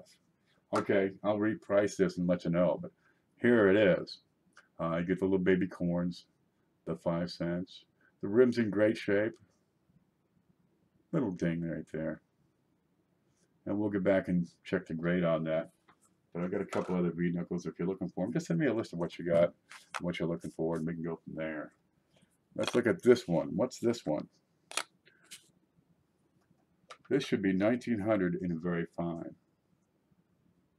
1900. And that looks like very fine. You see that? Compare this one to that last one. They're pretty much the same. Why did it say AU? Oh, look. I must have screwed up somewhere. Nobody's perfect. Have a look at the back. You get all kinds of detail on this. Look at the rim. It's in decent shape. $19 takes it away. A lot of times you get these V nickels and just worn. All you see is, just an outline, just a profile. Maybe a a little line, and that's her eye. This is what they really look like. They got hair and stuff in their hair. The crown with Liberty across it. They look great. Now, before the V-nickels came out, was the shields. Let me put all three of these across here. Now, once you get into these older ones, you got to realize there weren't collectors back then. I mean, in 1900, you had four coin dealers nationwide in the U.S. So back in 1876, there were no coin collectors to pull this baby out of circulation. Right? Back in 1868 and 1869, they didn't have people that were saving these because of their grades. So it's tough to find good ones. Okay, the 1876 here, as you can see, is well worn. You do have the design. The words on the front they're long gone. The rim has flowed right in. Right? You can just see part of the 5. But it is in 1876, and let's find the notes on that. You have a lower mintage on 1876 of 2.5 million pieces. You have a surviving population. PCGS estimates it at 4,000. This is one of them. They're kind of getting hard to find. This comes in, are you ready? $18. But it grades fair too. Let's find a better one. 1869. Now we've got some great detail here, but you get a critical flaw in this crap on the surface. I suspect this one has spent some time underground. Okay, VF with the ground details. Again, $18. You had 28 million minted of these, whereas the 76 had 2.5 million. That's that one. So that's a better date, but this is a better grade. Surviving population on 1868. Oh, that's 1869. Oh, we'll look at the 1868. There we go. There's 1868. You got lots of lines on the shield. Again, you have the surface patina going on. The mintage in 1869, it's 1868, was 28 million. It was one of the more popular years. But getting the better details, that's darn tough. Here you go. You get the lines and the stars. Full rim, but it's got this, crap in there. You're looking at a surviving population for the 1868 of 40,000. By the time you get to 1869, that's this one. Let's see, 16 million, a little more, which were produced, and a surviving population of 20,000 units. Now, if you could look at Lincoln cents, what would be even close to 20,000 units? There are 3 times as many SVDBs that survive, and they go for hundreds. This guy, $18. VF, yes, it has some issues here. Again, probably spent some time underground. If it didn't have these issues, it'd be more towards $45 to $50. It's hideous, but it's got the detail. If you want a decent shield nickel with the detail, it's a decent entry point. But these are far from perfect coins, especially this one. This one, yeah, it's the date. It's a filler, and still at 1876, because there are so few, you're looking at 4,000 on that one. So that's a neat thing. And all of these nickels, $18 each. Okay, let's move on to the next set. Let's go home and then get this out of the way. There we go. Now I've got a couple of halves today, but only a couple of halves. And where are we here? Okay, first we're going to start with 3 cents, because I love 3 cents. Get yourself a 3-cent nickel. Show that off to all your friends. Look at this. You've never seen one of these before. I got 2 1868s. Both of them are in very good condition. Both of them are $18. And I'll put them both on this piece of card, and we'll have a look at them. Because they're decent, They're problem-free. Have a look. I think the price is supposed to be 20 bucks on these, but 18's close enough. Nope, that's not it. That's not it. That's not it. That's it. 1868. There's the left one. Okay, you got Liberty in the crown. Plenty of detail. The rims are good, crisp. All the dentals, even wear. Now these smaller coins is easier to get even wear. Did you say you were selling? Each of the nickels is 18. Each one. There are 1, 2, 3, 6 available. The 3 shields, 1 buffalo, and 2 V nickels. But I have a problem with one of the V nickels. I wrote it as AU. So we'll have to check that bill. Here's the other one. You can see the grade is just about identical. Check the eyes, the shape around the eyes. There you go. Check the Liberty, the shape of the crown. They're both very good. 1868. And again, you have a good solid rim. These are decent coins. They're not screwed up. And 1868 was a good year. I like to have these because look, you got the 3. Is that the one? Nope. And the 5. Why not? 1868 nickel. This is what they spent for money back then, huh? Isn't that cool? 5 cents. You can get an 1868 2 cent. Right? There you go. Now, usually the lines don't start showing up until about 5. By the time you're done, very good. These columns in the back, they're just straight flush columns. But you get a bit. These are better than VG. I mean, they're acceptable. There's not a thing wrong with these. Just wear. And for VG, $18 isn't too bad. I have only one and bought it from Ken. James, a 3 cent or a shield? I don't usually have shields. The 3s are good. During the Civil War, people hoarded all their change, right? Because, well, geez, it's silver, it's copper, they're precious, they're semi-precious metals. The insecurity of war will cause people to hoard metals. And this is what happened back in the day. You had a coin shortage in the middle of a war. So to make up for it, we tried different things. Why make one coin when you can make, 2 coins? And why make 2 if you can make 1 2-center? So you had the 2 cents, the 3 cents. You went from the silver half dime. Well, they actually still produce them for a while, but they added on the 5-cent nickel. So you get a 3-cent nickel, a 5-cent nickel. They changed the coin, the metal in the cent, from copper to copper nickel, and that went into 64. And then they changed to a French brass, and again shrunk the size so they could make more coins with lesser metal. But it's a neat thing that went on in the middle of this. Oh, and those are, guess who invented both of those? Did I show you? Did I tell you this? Who invented the, here's a trivia question for you. I subscribe, everybody get over and subscribe to Bill J. Okay, ready? Let's see if I have one on the desk here. No, I don't. Okay, who invented the 2-cent coin? Longacre. Who invented the Indian head penny? Longacre. Who invented the 3-cent nickel design? James Longacre. Who designed the shield nickel? James Longacre. And this guy was like a machine. There you go. These are all James Longacre designs. Kind of a neat thing. People collect these coins out of their change, and they pick up stuff, and then go back into the earlier 1900s, 1910, 1920, 1930. That's great. Sometimes you find an Indian, you get to 1890.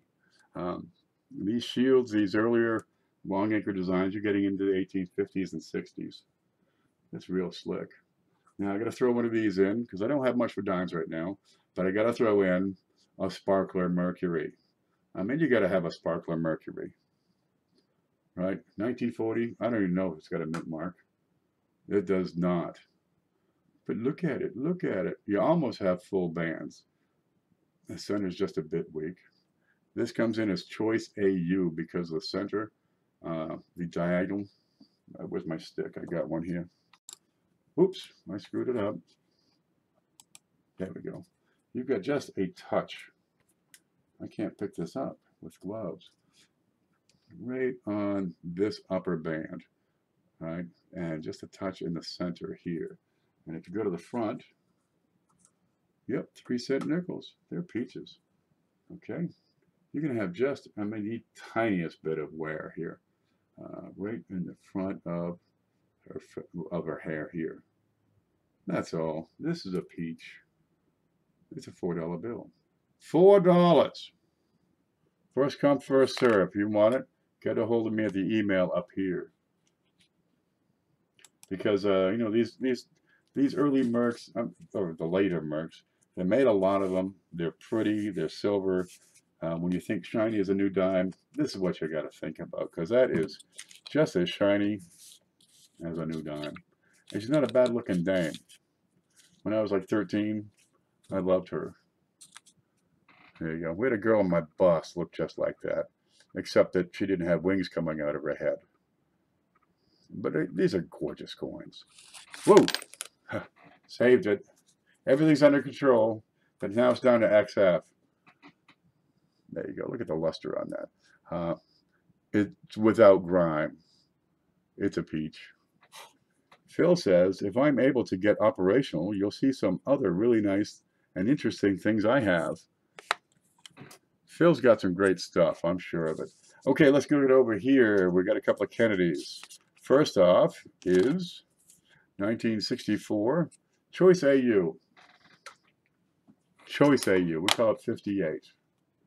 And let's see, you got a 90% Kennedy half dollar here for $9. Good luck finding the wear. Good luck. It's there. But really, good luck. 64. Every bit of luster. You have a few minor contact marks. The rim is sound. The fields are excellent. But you have to hunt for the wear. Got a lot of them from you, buddy. What, the 3 Mercs? What'd you get a lot of? $18 on the 3-cent nickels. That's these are both 1868 and very good. And you'll find that to be, you know, probably 10% off of retail, because at least I get them for a good price. I'd be okay. Now here, just at the top of the shield, and on the eagle, and on the bottom of the eagle tail, you know, where the shield meets, that's pretty much what you're looking at for the wear. Over here on his talons, that's about it. It's a good shiner. If you want a decent Kennedy, here's one for $9. You're not going to go wrong on that. Now, if you want to put together a typeset, right? You got, let me see what we got here. You got a Mercury dime. You've got a Kennedy half. You got 3 cents. You got the Shield nickel, the V nickel, the Buffalo, the what's the other ones I had? The wheat pennies. You can put together all sorts of things, and some of these are really quite reasonable. Okay, this one does come in the acrylic holder because it's in an acrylic holder. And it's a Kennedy. And it's 40% silver. And it won't open up. That probably is the hardest part about my job, my occupation, is getting these things open. Okay, and it's a proof 1969S. And it's splendid. It's a peach. It is superior in every way. Did you see this? Check out the fields and the cameo devices. Now, like I say, before 1977, getting these cameo proofs, that's the bear. When you do find them, you get a good price. This guy's $10. Not at all unreasonable. Now, put that on the deeper camera, and we should be able to see it over here. There you go. And you can see the cameo in the widescreen. Oh boy, it focused. Look at that. Good job. Let's turn it over, look at the other side. Bradley, send me an email. If you want it, send an email. Let's look at the back side. These Kennedys are great coins.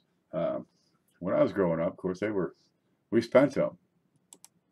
Let's go, there we go. Backside, same thing. You've got deep mirror fields and a pretty darn good cameo device, including the letters. And before 77, that's tough. This is a 1969S with cameo, $10. It's a peach. You can't go wrong. Okay, let me get that covered up. We got some more. Yeah, I got some errors here. I can't close it. Why not? Because I'm a freak. Man, I wish I wasn't a freak. I set that right here. And I've got 3 left for today. And we've got to talk about Christmas. Home, home, home, home. We've got a couple of varieties here for you. The first one is a 1957D double 9 number 1.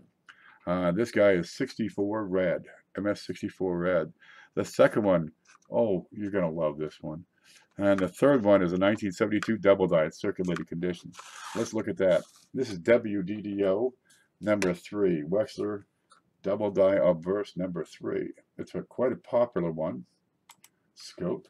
It looks just like that. But let's zoom in, shall we? We're going to find this one. A pickup point to be around In God We Trust.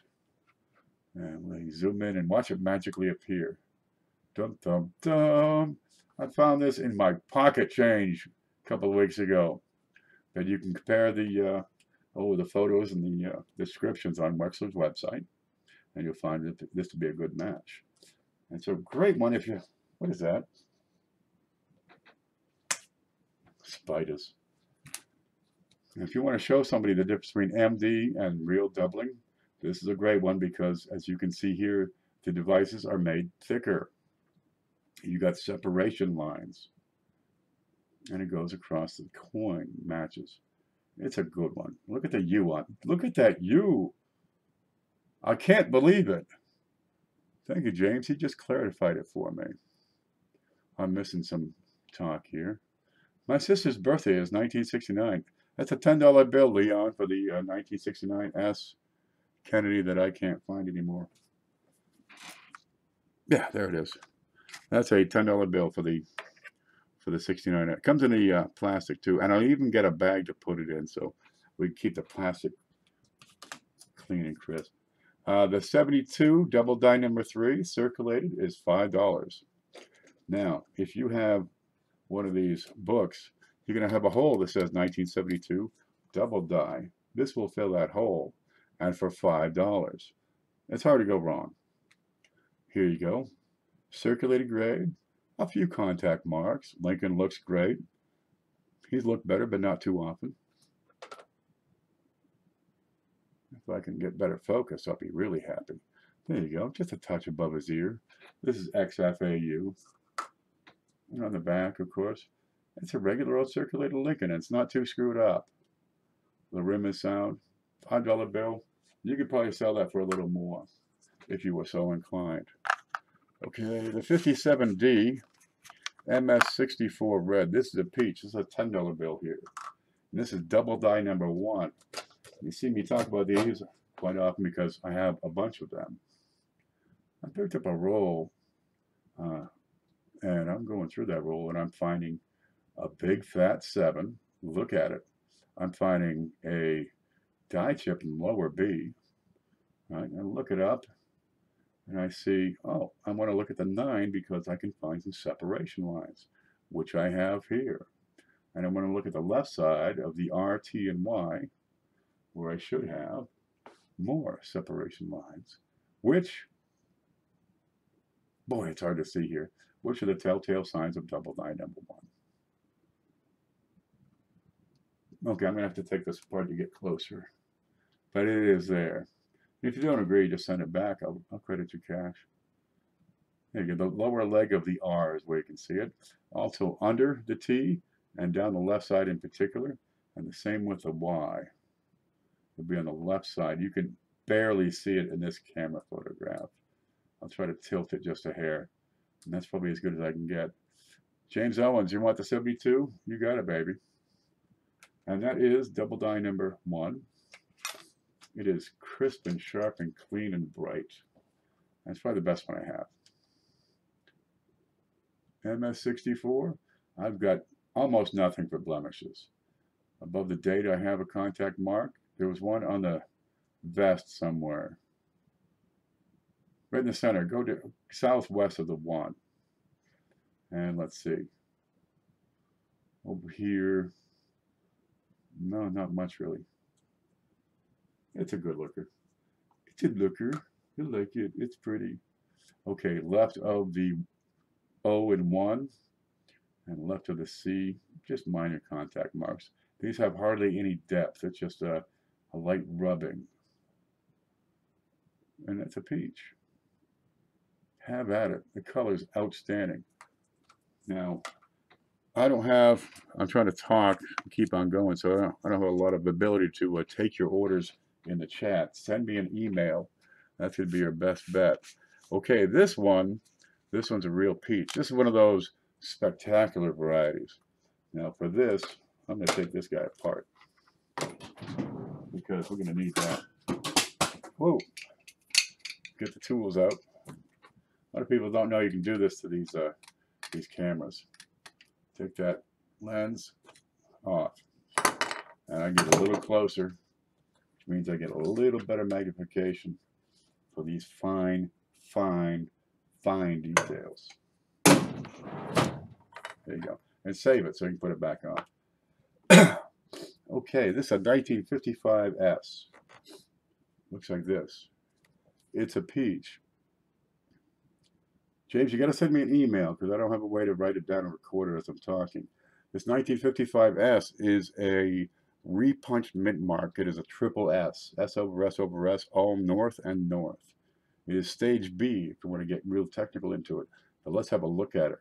It is sweet. Let's look for the rim. Look for contact marks. There is no wear because this baby is choice and then some. It is every bit of very choice, brilliant when circulated, and probably gem. But I think it's a bit toned to be, you know, the gem. Over here above the O, I have a few contact marks, but I call this very choice BU. And you can see the condition of the coin. Now let's get over here. $2. This baby is $45. And that's probably not a bad price at all. Now we want to see, what are you talking about for an RPM? And we got to get in. We got to get in close. And we're going to keep getting in closer and closer and closer. Let's take it all the way down. Okay, are we there yet? You're going to look at the top of this thing because it's an S over S over S north. So it's above the S. And man, this is a hard one to see, especially with this camera. It's a good camera. It does great job on most things. But here, we're getting into a point where it might not be good enough. I'm going to bring it over here. And we'll put the pointy stick in above the S. Coming off of the 5 is where you're looking at 2 more lines. Now I'm going to tilt this and try to focus in. If I need to, we'll get it a little closer. But you'll compare this with what's on Wexler, what's on Konica, what's listed by Crawford, Breen. This is the one. And it is a peach. But for 1955S, this is the king of the RPMs. Boy, that's hard. Because these are just little tiny lines. I can see it just fine. I'm so glad because, mate, I'm trying my darndest to make this clear. And there it is. You're looking at these 2 curls, which is the mint mark was punched twice above that point. I'm thinking the guy said, oh, that's too close. I'll move it. Oh, that's too close. He moves it again. Yep. I cut it twice and it's still too short. But there it is. That's the king of the 55S's. So that's one of the, that's a Konica top 100 and somebody else's top 100. Wexler's top 100. It's a peach. I'm going to put that in a flip right now. That one good? Yep. Because I don't want that one getting out. Oh, we can look at that under the home here. Look how pretty that is. Yeah. If you're going to get these RPMs, get them nice, baby. And this is about as nice as they come. Okay, that's what I have for tonight for coins. Now, it is Christmas, right? You got 4 weeks to go, but shipping is going to start to slow down real soon. I've already had some items kind of get lost for a couple of weeks. Okay, you see the pictures down here. I have a very limited number of copper rounds left, perhaps 9. That's it. We still have the 10X loops. These are the guys I use. They're inexpensive. They're $3. If you want 2 of them, I knock off 50 cents, so it's $5.50. Okay, this is the king of the tools. We have scales. I have 9 remaining scales. They're digital. They do grams, they do grains, they do diamond weight, and they do something else, which I don't understand. Fully digital, accurate to 2 decimal points. So you can, you know, really measure 3.1. No, you can get to 3.11 on these. All right, stainless steel deck. Instructions are up here. You can zero it out. They work great. Those are $7. If you get a scale, Your loop is $2.50. Makes a great little pair of gifts. Okay, I like to have several loops. I keep one on my table, one on that table in my desk, you know, one on my pillow, because I feel like, you know, roll hunting at night. Okay, we have folders. Number 1 or number 2, they're $4 a piece. Isn't that pretty? Brand spanking new, never used. They do not come with a battery. I cannot ship batteries through the mail. They frown on it. I probably could, but if they find out, they would spank me. Besides, it adds a lot of weight, but those ship right along with your coins. That's not too bad. They're fairly lightweight. They're about 4 ounces a piece, but the batteries, it gets pretty expensive. But the USPS doesn't want to ship batteries. So spend the $2 next time you go. You got to get stuff for the kids and, well, your smoke detector up there. So pick up a couple of, I don't know. It's these. AAAs. That's what it takes. Okay. We'll go from there. And there was something else I wanted to talk about. I forget what it was. Oh, if you would like 50 different wheat cents in a folder number 2, right? The folder's $4. The 50 different wheat cents are another $6, and that includes a 1955 SBU, but not that triple RPM. So that's a nice little perk for you. I can still do some of those 50 different sets. Good Lord, I sold 35 rolls of them last week. Do you have a Canadian small cent books? I do not. Right now, all I have are Lincoln number 1 and number 2. I want to get some Jeffersons next. What I'm really looking for are some Danskos. People are saying, dude, I need a Dansko. So that's my next project when I need to expand. Phew, what was that, a 2-hour show? I'm figuring, you know, go on for an hour. That's what I got right now. If you see something you like, send me an email so I can then send you an invoice and we can make sure everything is right. Okay, guys? Listen up. Tomorrow is Coin Class. We're going to be taking a tour of the internet, looking at the information resources available, because there's plenty of them. And on Sunday, we have the big show. So don't forget about that, because we have this beauty going on there with that rotten Mayflower ship. But no matter. And that's a peach of a coin. It really is. But with Christmas coming, you want to get your loops, you want to get your scales, you want to get your flips, and order early so that we make sure we get them there on time as soon as you can. If there's anything you want, send me an email up here, kenpeavy@live.com. That way we can square it up, because there's no way I can record these chat notes. Okay, guys, I want to thank you very much for tuning in. Is there anything else I can do for you? As long as the batteries are out on NiCads and in on lithium and device must. I don't ship batteries. I got enough troubles. Just pick them up right local, because otherwise I'll give you my dead batteries. We'll go from there, because up at the Walmart up here, I mean, this is bumpkin land. They don't have any good stuff. Nothing works. This camera came from Walmart, so don't trust anything from Walmart. Not even those, you know, cheap chickens they got. Okay, there we go. I'll have more stuff next week, guys. Yes, put the coins up again. Coin dollars, coin prices. I have no list. For the proof sets, we have Numis is what we're using. Here we go. So you can get those proof sets for yourselves. They make a great gift, which is why I'm trying to offer them right now. That is Numis, Numis Media FMV, Fair Market Value, coinprices.org. They're updated regularly. They have their pulse on the heartbeat of the coin and numismatic industry. But the prices in there for their proof sets are what I have. Oh, did I tell you about these also? Probably not. I still have the 1997 that has no box. Okay, that is the Silver Premier set. They're gorgeous. There's the back. They're nice, satiny. They have a velvet cover and a latch that closes shut. This one has no cover. It's $4 off. We have a 93 and a 98. So these come in and they go out. And they look great. They have, it's 93 and 98 have all the boxes and all the propaganda that you would expect from the government. I lost my place here. And it's a five-piece silver proof set. You have the regular nickel and penny, but the quarter diamond half are 90% silver. And the deluxe velvety case, it looks just like that. That's a silver proof set. And these are in great shape as far as the, the cases and the coverings and all that. And the coins are wonderful. All right. That's the, well, what was that one? That's the 93. They only made these from 92 to 98. So we got 3 of them here.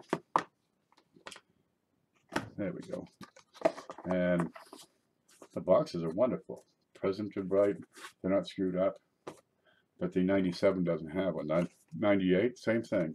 Black boxes. Presentation case inside.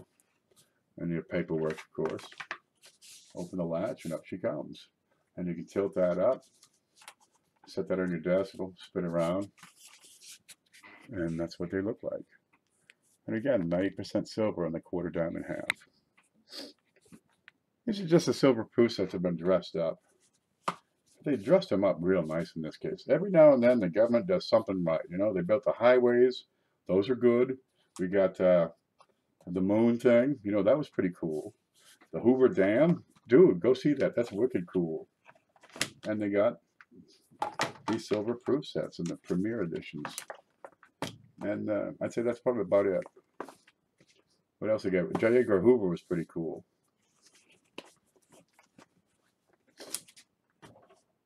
The 1922 penny. I don't have a 1922. I have a 1931 D&S. Was that what it was? Well, just get a hold of me because I'll be able to get them to you. But there's a bunch. Oh, the 72? Who wanted that one? I think Phil wanted that one, or James, one of them. It's a peach. You got to get that email in and be the first one in because I'm going to go through in order. I have no 22D available today. Please check the note into my PayPal message. Dude, I got to use the bathroom for a minute. Then I'll come back and check everything. But if I start loading up other pages, it's going to slow things down. And we'll start getting some lag. Week D, no D. When is a week D a week D? You're going to barely see that D. Now, if the 1922 D is really, really worn to begin with, chances are it's not the week D, it's just worn out. But there are references you can check. How much are the silver proof sets? Oh, you're going to go to coinprices.org, Bill. And paste, and there you go. And use the prices they list for proof sets. And that'll be for all of these. The 97 with no box is $4 less. And the rest I match all the proof set prices. And we go from there. I'm going to take a few moments of a break here. Can you forgive me? Thank you. And I'll come back and try to answer questions. And we'll see, because we only got 15 people watching. I should be able to get all the orders correct without too much trouble. But we got through it, so we're good.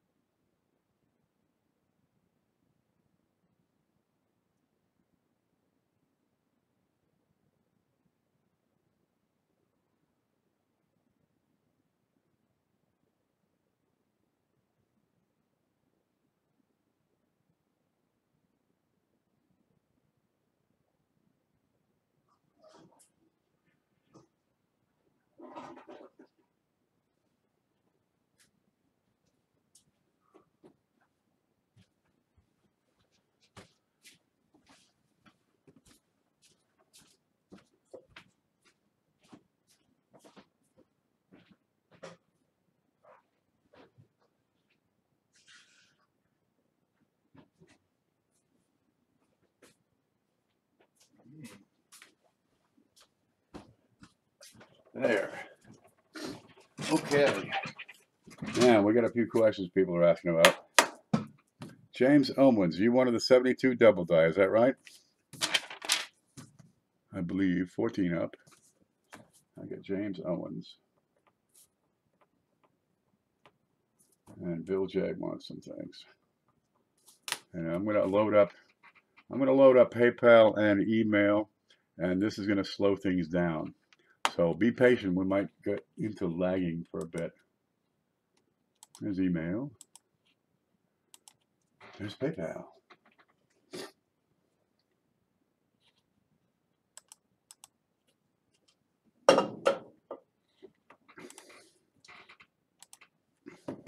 An email is going to be darn slow. It always is. It's a Microsoft product. It's a wonder it doesn't come up blue. Okay. I've got Alan Bailey with some items. Shay Hoffmaster with an item. Rosalind with a blue Ike. That's right. Rosalind called for the 69S proof. Bradley beat her before it. And then Leon Peters. Who gets it? First person on my list is Bradley for the 69 proof. Okay. Alan Bailey. We've got Beth has helped out with some things. Shay has a 68 proof set. Rosalind wants the blue. Yeah, the blue light gets good. It's just got the the contact marks there. So the price is right. It'll go. William Jarbo wants some stuff we don't know yet. Okay. Bradley wants the 69S proof Kennedy. You're first. Then Rosalind can't get it to you. Leon Peters wants it for his sister. Sorry, he's first. I don't have a lot of everything. Some things I could do multiples of. And we'll go from there. Okay, and I'll have to get into reading all these emails a little deeper in the future. I want to catch up over here. Polly Nickel wanted something now. All right, let's see. Bradley says, that's awesome. Check the note and PayPal message. Says Bill, no coin press, but the 22 penny. Okay, we got that part.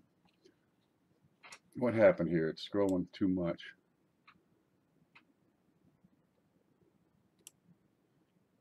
JC Will. Hey, I think we're still back on. If you could restate your question, JC Will, about the 1922 penny, because I don't quite understand. We're talking about selling coins on this side, and you want to talk about the 22 penny that I'm not offering. James, how much?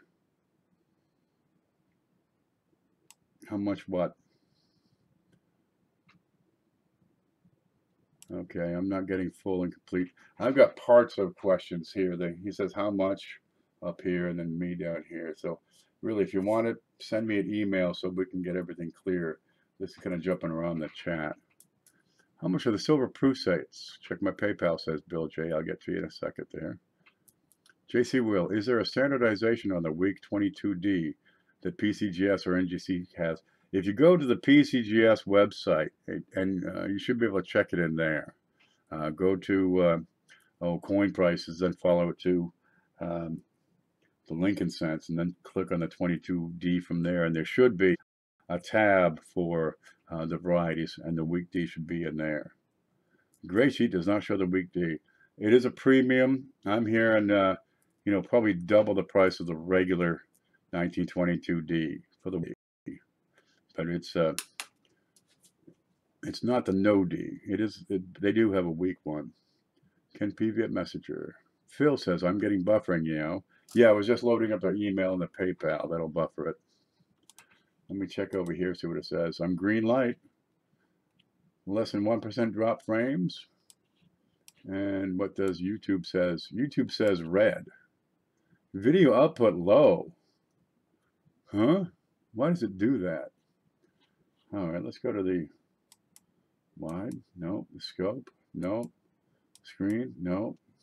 We'll stay right here. Yeah, I did this last night too. I think everybody's calling their parents or grandparents because they're It is a holiday weekend. Okay, now I'm offline altogether. Okie doke.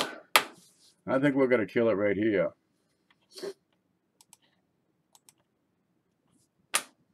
Why doesn't technology work? It should be more dependable. Everybody's live streaming. My brother's got a thing. He can put his phone in the car, and the truck starts talking to him. All right, let me see over here if we can get his message.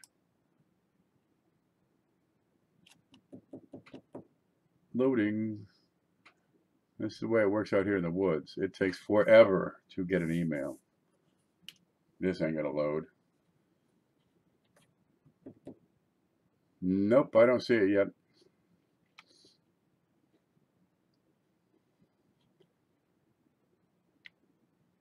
Nope, don't see it yet. Okay, Phil, I don't see your message coming in the PMs yet. I'm gonna run over here. Bill Jarbo. He's got a note to read.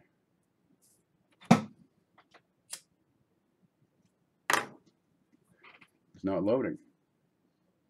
Okay, Bill wants a scale. $3. Okay, shipping. Yep, that's gotcha. And we got another $20 for what, Bill? That's why I need email, because it's going to be a whole lot easier to figure it out that way. And Leon, you got to go through the email to order. Send me something with your acrylic casing. I might be able to help you out, Leon. Yeah, we could probably do that. Okay, Beth Lee, yep. $50, what did I spend that on? I know, I'll buy stuff sometimes. I don't know what it's for.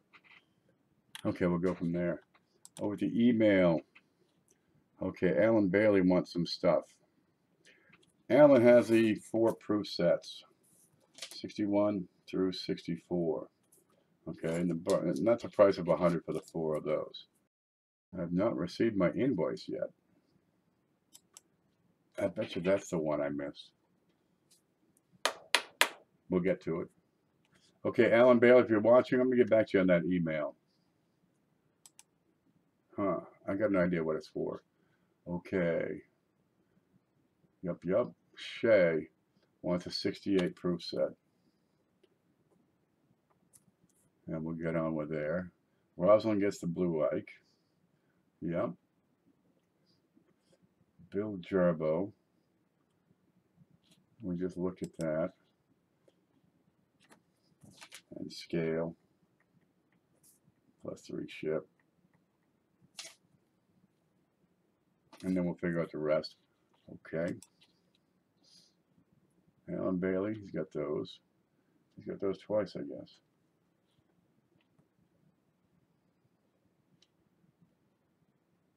Okay, Bradley has 669 as proof. Then Rosalind wants it. I can't give it to both. Bradley's first. And I think we're there. You buffering too? Okay, James Owens, you want the 72 double die number 3. It's $5. It's all yours.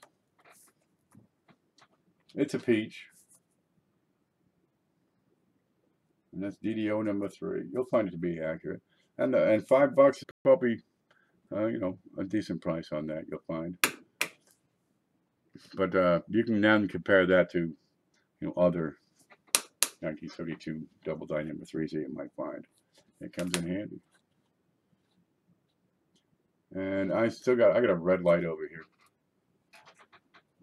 You guys are probably just seeing a circle mark coming up. I don't know why it does that. It's the way it works. Okay, Leon. This one is gone. But I can probably come up with another one.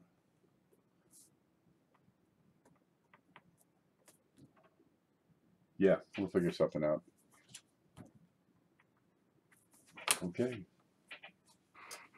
Rogue Dragon Rider, you had something that you wanted, but I'm going to guess your name is Rosalind. I bet you that's it. Yeah, that would also help if you can give me your name in this in your email. There, I see it. Aha, gotcha. Okay, see, I'll send you an invoice, and you pay it with PayPal, and I'll be able to print the shipping label through PayPal. Man, life is so much easier. Off lives, it's screwing up on me. Okay, guys, it's 2 hours. This thing is really screwing up. I'm going to call it good, and I'll be in touch with all of you that are ordering, and we'll go from there. Rest of the money's for the big show. Oh, God love you, Bill. And big show. Yep, get your entries in, and we'll get it off to a big start. That'll work. Guys, I'm going to call it. This thing's starting to screw up, so good night. Have a safe holiday weekend. We'll probably see you tomorrow for the coin show. Oh, and go over to CFA and get your T-shirt, right? Just write him and say, dude, I love your T-shirt. I want one for me, the kids, the wife, the dog, and he'll trade for you. We'll go from there.